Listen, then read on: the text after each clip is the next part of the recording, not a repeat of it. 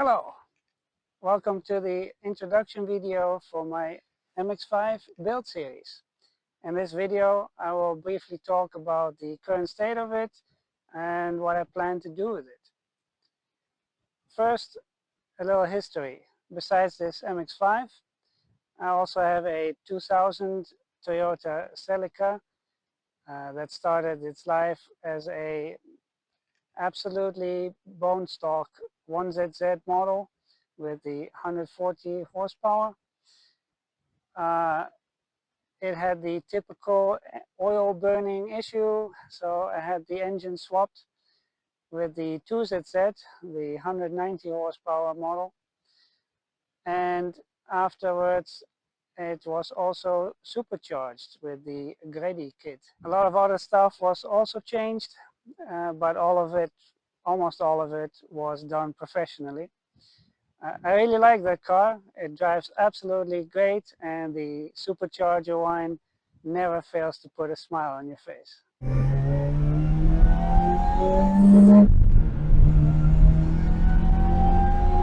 I've always been into cars ever since I was a little kid, but never on a mechanical level until 2020.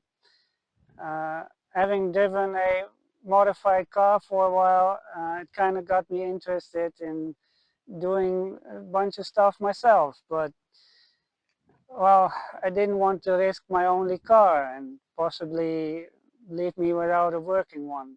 So I got myself a first generation Seat Leon with the 1.8T engine.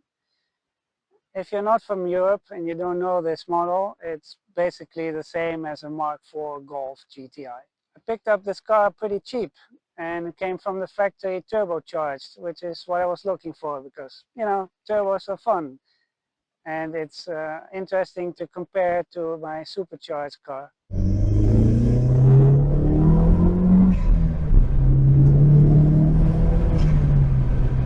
I bought that car completely unmodified and pretty neglected. I fixed it up as much as I could and I modified it to my own taste. I really grew quite fond of it and I learned so much by working on it. But as much as I like it, I also think it is too bulky. Sure, compared to anything modern, it's not that big or that heavy, but it's still heavier and bigger than I would like. The car was also basically done as far as you can be done with a project car. So with that, I got myself this MX-5 as a new thing to work on. The MX-5 is very new to me in multiple ways. First of all, it is so small. It's absolutely awesome. It's also a cabrio, which is very new. Not sure how much I care about that. With the weather being what it is in the Netherlands. But we'll see. As we get closer to summer, maybe I'll change my mind on that one. It's also rear-wheel drive, and excluding driving some friends' cars once or twice, everything else that I've driven has been front-wheel drive, so that's absolutely a learning experience. So, what are we working with here? What exactly is this?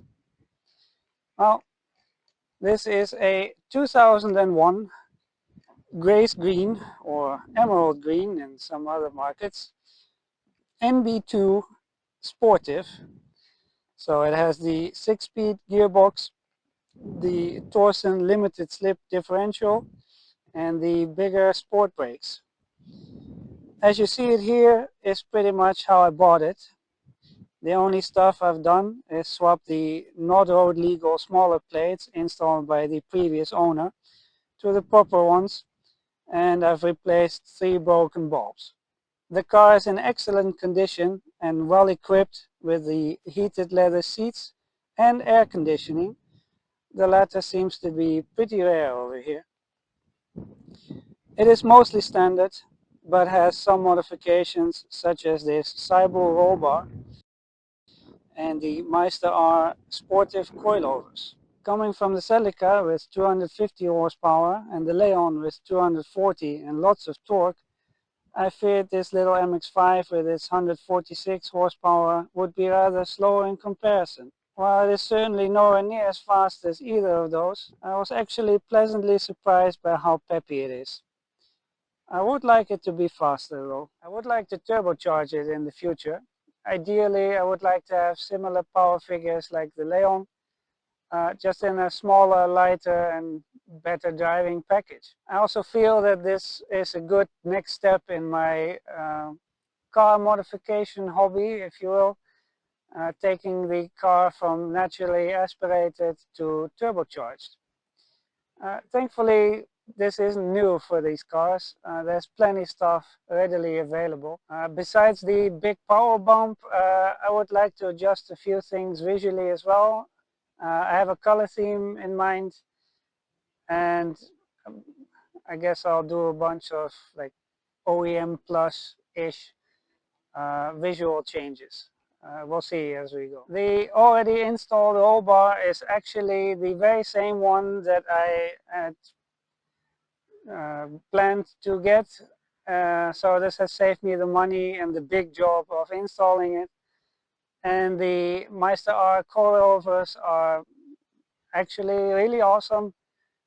So there's no need to change these out. I've decided to create a video series around this car, both as a way to document it for myself, but also for friends and family to follow along and see what the hell I'm actually doing with my hobby. I don't have a whole lot of experience recording and editing, so this will certainly be a challenge.